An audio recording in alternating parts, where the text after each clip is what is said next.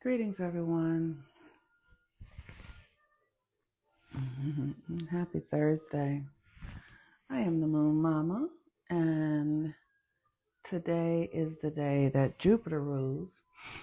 And Jupiter is currently in Gemini. Jupiter is going to be going into Cancer um, in the summertime, and so we're in the energy of a new moon. Still, we had a new moon in Aquarius yesterday, and I am this is our master nodal class where we follow the nodes of the moon because that is the energy that governs where we're going to have the most change and transformation over the next 18 months. And the nodes are currently in Virgo and Pisces. The south node is in Virgo and the north node is in Pisces. So I'm coming in right now. It's been every day for the past few weeks, but it won't always be every day. But I'm coming in and I'm sharing my practices and my perspective and the astrology to assist us all in doing this deep transformational healing work at this time. So today, like I said, we are still in a new moon energy, and every morning I just do a little bit of ritual work, so I burn a candle to honor the element of fire, which is the power of deep transformation. Today I am working with cedar. This is ceremonial cedar power.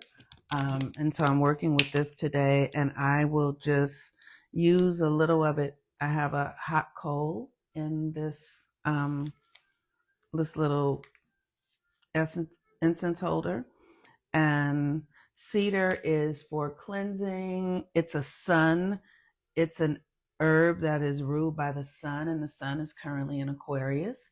So as I use the herbs that go with the celestial bodies, that energy is heightened in my life. And so right now we're working with Aquarius. The sun is in Aquarius, and the moon is always reflecting the light of the sun. And the moon is our inner world, and it reflects the light of our sun, and the sun is what we project out. So what we're doing is we're doing the work to reprogram our inner world so that we can project our true identities, who we really are, and not who they told us we should be. It's a thing. It's really a thing. So, in order to because here's the thing, it's happening on the planet no matter what. We are changing and evolving. Humanity is shifting. We are moving out of one age to another. We're moving out of the darkest age that there is, the Kali Yuga, and into a golden age, but it's actually called the Dwarpa age, and it's an age of energy where humans begin to recognize that we are energetic beings, that we are not just gross matter and things and all of that stuff. We are energetic beings who are, hold on one second. Okay. We are energetic beings who are a part of this big energetic system. And the more we honor our own energy and how we are connected to the external experience from inside of ourselves, the more power we will have, the more connection we will have. And this is a process of this process of following the nodes of the moon is really integrating and weaving you out of one way of being and into another way. So the colors for Aquarius is ruled by Saturn and Uranus. Aquarius rules the heavenly realms. It is, when we talk about all of the astrology is happening in our bodies, Aquarius is heaven. And that those colors are usually violet, golden light, golden white, like these expansive, ethereal kind of energies. And so today I'm wearing white, I'm burning a blue candle. I've also been working with, not just only working with the cedar, but working with sage today because sage is a cleansing energy. And then I work often with a yoni egg to help myself, to help me ground the energy in my body. So this is a red jasper, and red jasper is about grounding and the blood, and and being rooted in your system. And so these practices help us. And it's such an interesting thing because what I'm so aware of is that we were told, hold on one second. You hear through conventional religions, they say things like, you know, worshiping nature is paganism and things like that. And that couldn't be further from the truth. It is worshiping nature is the understanding of oneness. That the tree, the dog, the cow, the mountain, the stream is you. You are one with it. You are not superior to it. You are a part of a system. You might have a different role, but we are all a part of this. And so this is why I bring these experiences. So it's like this for me this is Oshun. I'm not worshiping Oshun.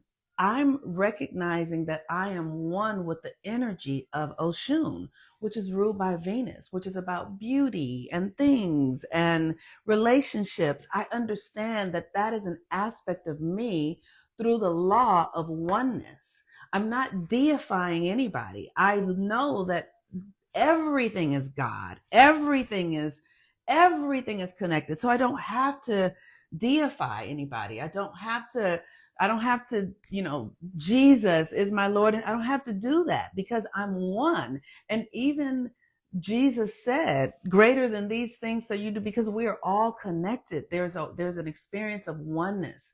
No one is better or higher than the other. This is not a hierarchical experience.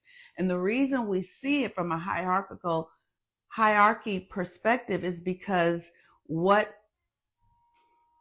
the male brain patriarchy has done to religion. It has attempted to structure it in these ways that say, the masculine is better because you can see it, because you can perceive it with your eyes, but the masculine is the least of what we are. The external is the least of what we are. What we truly are is this invisible, dynamic, life-giving force that is unseen, and it is the divine feminine.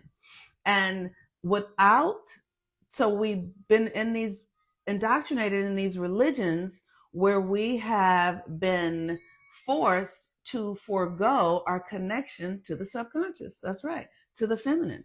And what the work of doing the work with the nodes and the moon is to assist you in bringing your awareness, your attention, your perspective back to that which is unseen.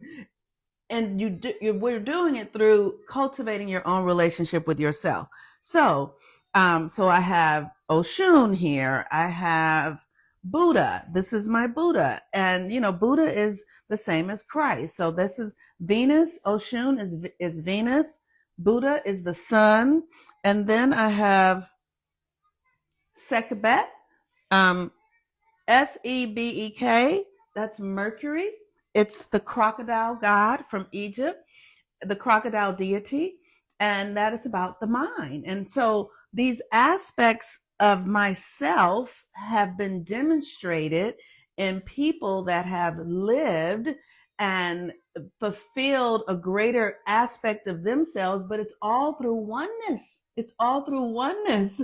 And so what's available to Jesus is also available to me. What's available to Buddha is also available to me, and it's also available to all of us if we are willing to do the work and practices that will ignite these energies within us so that we can have the revolution and go from being, ego-based, lower level humans. And I don't mean that from a place of judgment. I just mean that from a place of what the process is. You have to go from the lower realms to the higher realms, and you have to honor the lower realms. The lower realms are very much a part of the process of this human experience.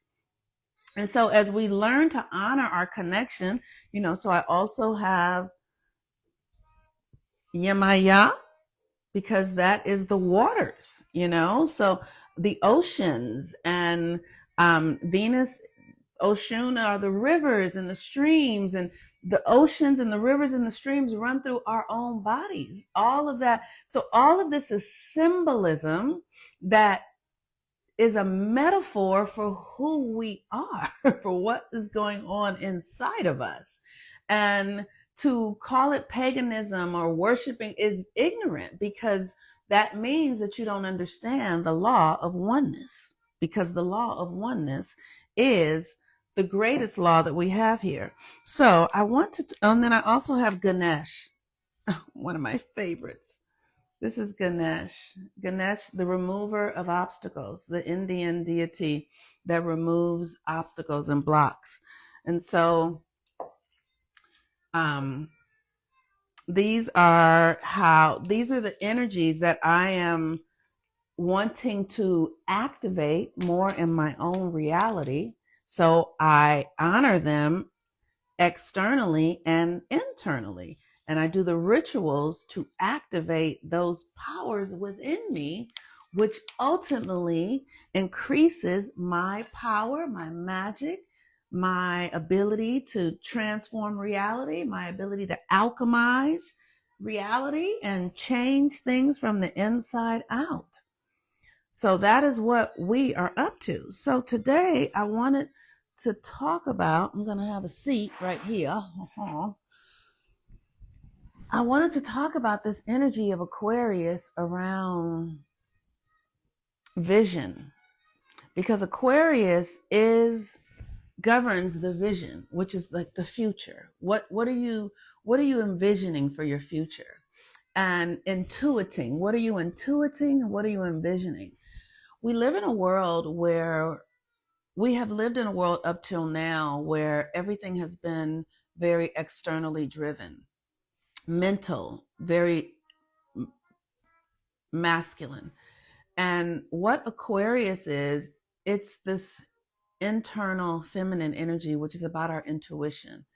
Because in order for us to catch the vision for what's to come, the future, you have to be intuitive. You have to be connected to the divine feminine. You have to be connected to the forces that are unseen. And you have to be able to listen and hear the whispers of spirit. And many of us have been taught that that's irrational, that is, I hear they say, women are so emotional, but your emotions are information about your intuition. They are and they're not to be controlled. They're to be observed. They're to be, you're to observe them and allow them to heighten your intuition. And many of us are very disconnected from ourselves. And so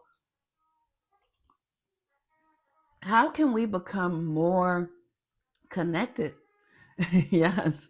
How can we become more connected to ourselves? How can we begin to trust the process of our becoming, and be willing to step into the unseen and trust that which cannot be perceived with the mind, with the physical faculties?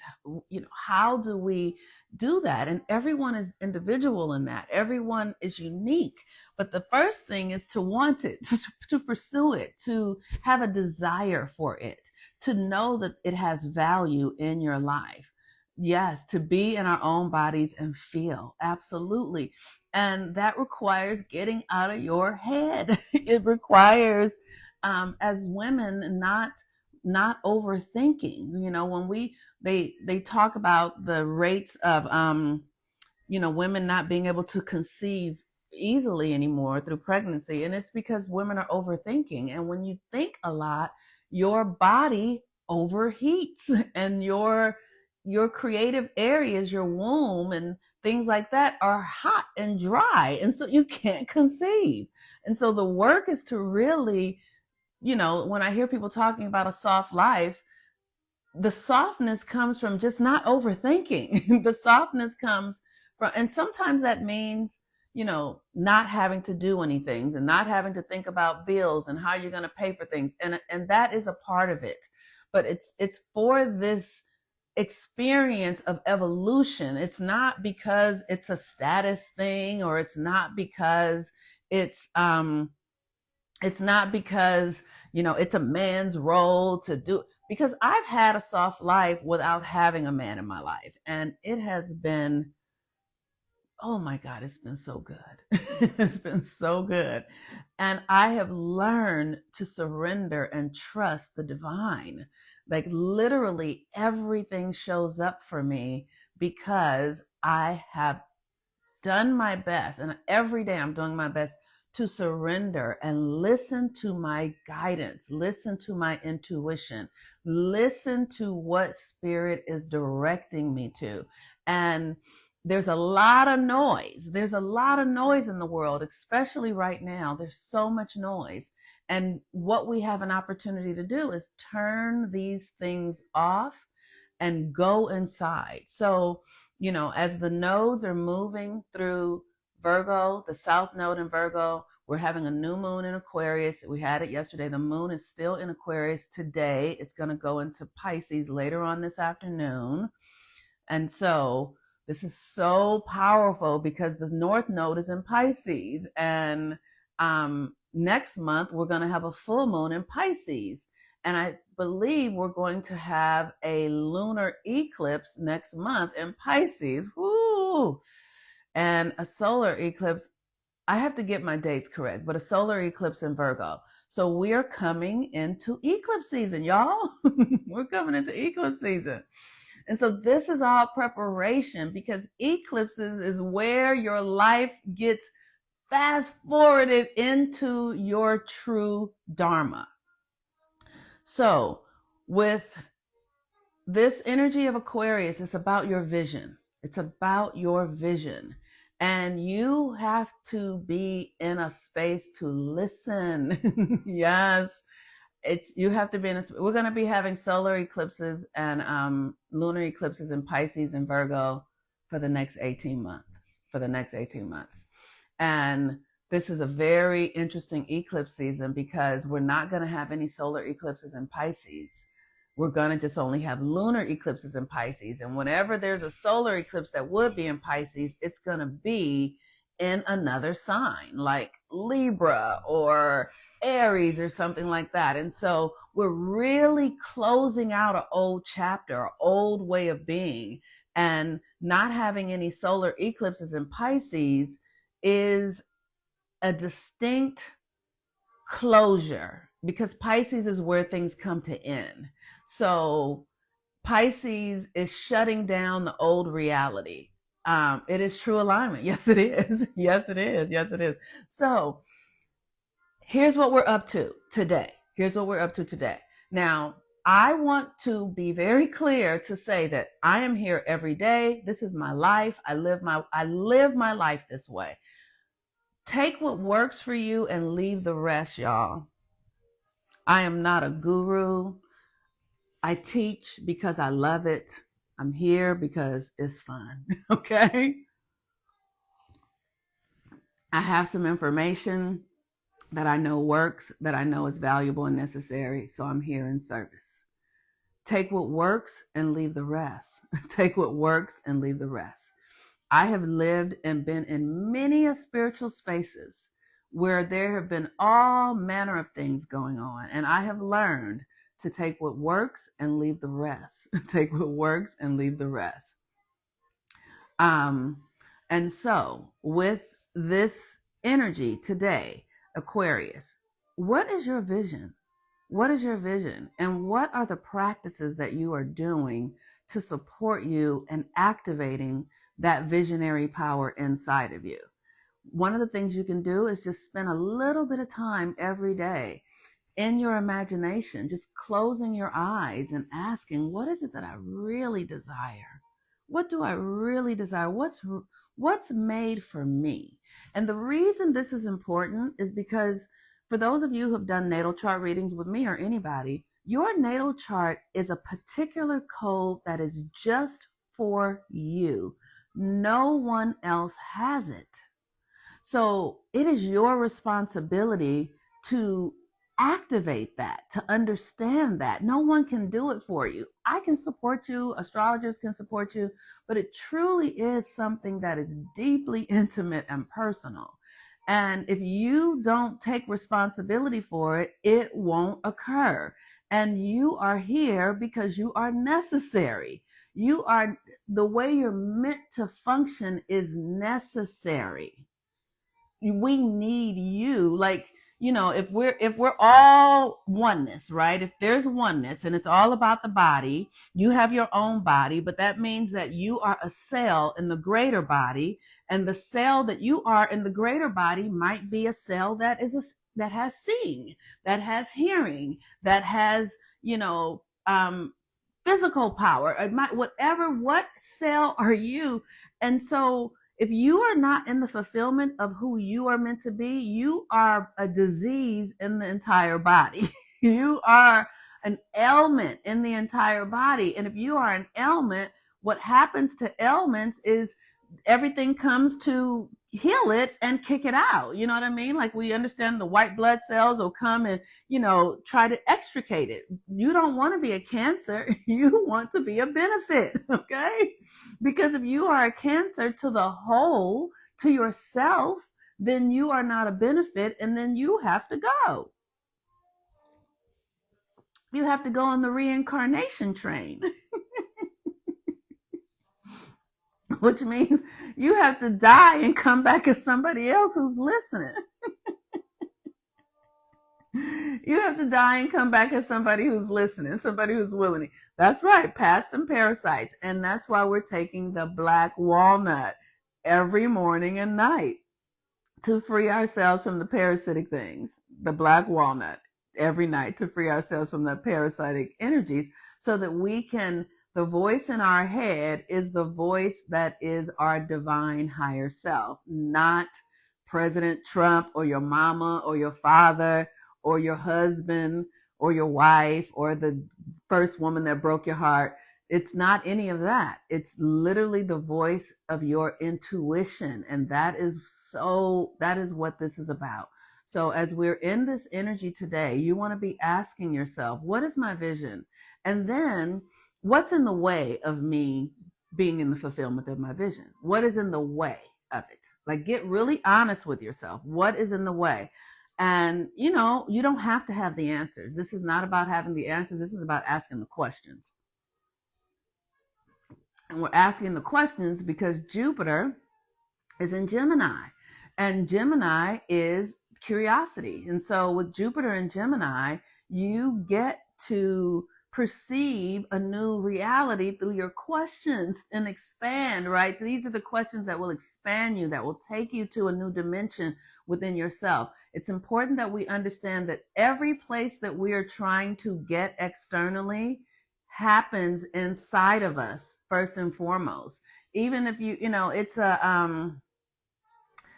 it's such an illusion, this reality that we have. We're in a big Disneyland. We're in a big, amusement park. And your feelings are the conduits to the life that you desire to live. And so once you have a vision, once you're clear about, who you're not, and then you can get clear about who you are, then it's like, okay, what does it feel like to be that person? So I ask myself all the time, what does it feel like to be someone who's sovereign, someone who has access to magic and power and who can alchemize reality, someone who is here to support humanity? What does it feel like to be that person, someone who can hear the voice of the divine, someone who is connected to themselves at a deep level internally? What does it feel like to be that?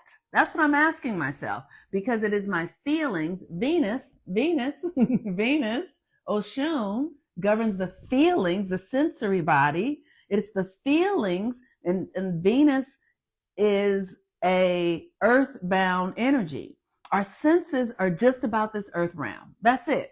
Your senses, you don't have your body and your senses when you drop the body. You become spirit. And so Venus is our sensory system. You have to feel and trust it. And then the other one that I showed you, the alligator, is the mind, how you think, right? So transforming your mind to move yourself into a new sensory experience. Like, and this is the stuff that they didn't teach us at church every Sunday and Wednesday. But this is the real way to access the Christ. This is it. You can't access Christ by believing in Jesus. That's not how you do it. You have to access Christ by becoming the Christ. I saw this video that the other day, this young gentleman said, don't believe in Jesus, believe Jesus and do what Jesus said. Believe him. If he said that greater than these things shall you do, believe that and aspire to greater than these things. Believe Jesus. Don't believe in Jesus, believe Jesus.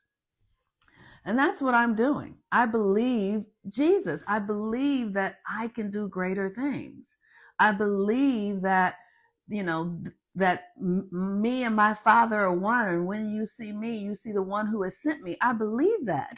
I believe that wholeheartedly, sincerely. I believe it. And I don't believe that it's blasphemous for me to see myself as equal to or even greater than Jesus. That is in alignment with what Jesus said. And so I believe it. I believe it. Okay. So with that, you all, today, think about what's in the way of your vision. What is in the way of you fulfilling your vision?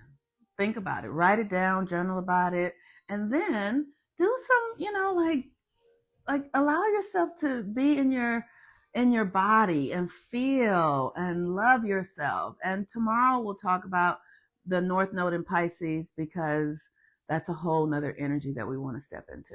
If you guys need any support, if you want to do readings, you can go to my website at Heal with Moon Mama for coaching, healwithmoonmama.com. Book a current transit reading so we can sit down and I can look at your chart and tell you what are the best ways personally, intimately for you to be working with this energy.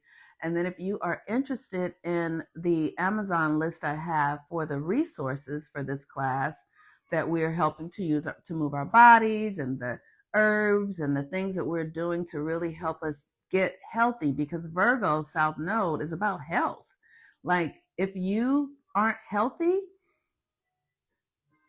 you can't evolve. But when you set a strong intention to be healthy, the spirit in you will heal your body. That's what I want to say. My body has been healed of all manner of things, like literally, because I have had such a deep intention of healing and transforming and evolving. I have healed at the depths of myself, and it's because of the intention. So don't allow any sort of illnesses or perceived lack of health in your body to stop you. Allow that to encourage you, because the body will heal itself under the right conditions. And this is the work of getting your body in the right conditions to heal yourself. All right, you all. The last thing I want to say is, yesterday I was at the farmer's market and I got myself this tea called Magnolia Green Tea. When I tell you, this tea is so good, it is so good. And one of the things that I always do is, gosh, I don't see my book right now. Hold on.